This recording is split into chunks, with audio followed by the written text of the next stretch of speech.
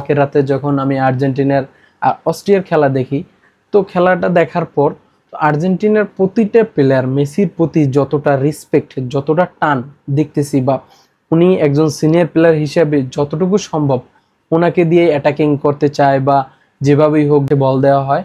কিন্তু অন্যদিকে পর্তুগাল যে খেলে, পর্তুগালের প্লেয়াররা তারা নিজেদের ভিতরে কারাকারি করে, যতটুকু পারে তারা সবাই চায় গোল দিতে। ভাই দেখেন, এখানে রোনালদোর মতো একজন বিশ্বসেরা প্লেয়ার আছে, ওর পর্তুগালের হয়ে 143টা কি গোল আছে, 143টা গোল আছে।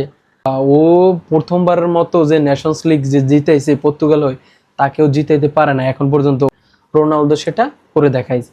কিন্তু এখন বর্তমানে রানিং ক্যাপ্টেন পর্তুগালে, অথচ তাকে কোনো বল পাস দেওয়া হয় না, তাকে কোনো রেসপেক্ট করা হয় না, তাকে এক কথায় শুধু সে মাঠের এমাথা থেকে ওমাথা দৌড়োদৌড়ি থাকে।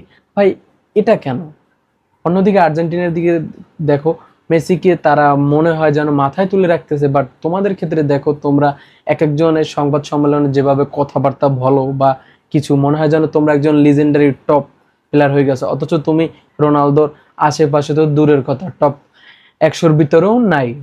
সো সেক্ষেত্রে আমি বলবো, সিনিয়র প্লেয়ারকে যদি রেসপেক্ট না করো, তাহলে তোমরা কখনো কখনো ভালো কিছু করতে পারবা না।